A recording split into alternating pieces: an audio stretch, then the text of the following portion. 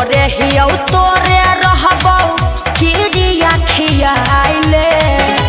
अरे ऐसे काहे करही सबके बेमारी तो दिमाग से हटाइले। तोरे हियौ तोरे रहबौ किरिया खियाइले। तोरे चीजवा कैसे क्या करो बाँट देबौ रे।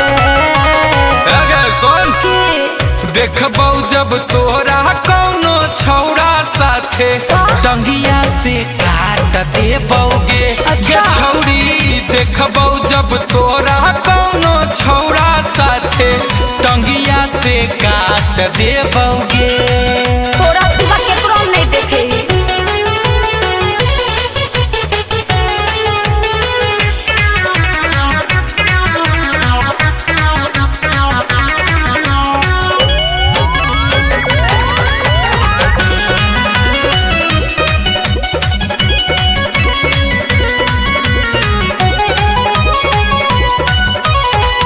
हमारा पे झूठा इल्जाम तो लगाबोही।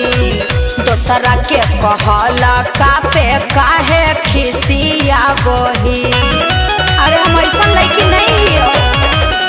अखिया से देखबौ तौ करबौ नहीं माफ गे। ठीक हो। मुखिया सरपंच कोई नहीं करतौ इंसाफ गे। तोरा सिवा के करो नहीं आट देबो रे। बात काहे न बुझही। देखबौ जब तोरा कौनो छौड़ा साथे टंगिया से काट देबौगे। गे छौड़ी देखबौ जब तोरा कौनो छौड़ा साथे टंगिया से काट देबौगे।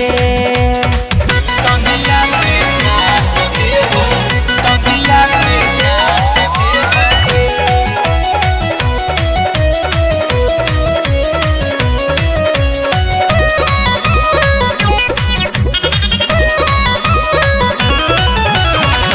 हमारा तो लागो है तोर मैर गेलौ मतिया।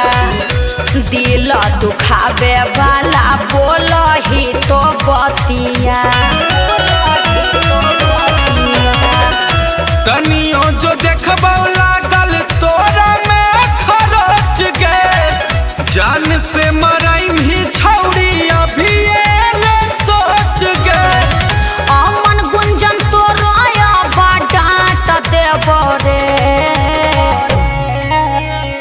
देखबौ जब तोरा कौनो छौड़ा साथे टंगिया से काट देबौगे।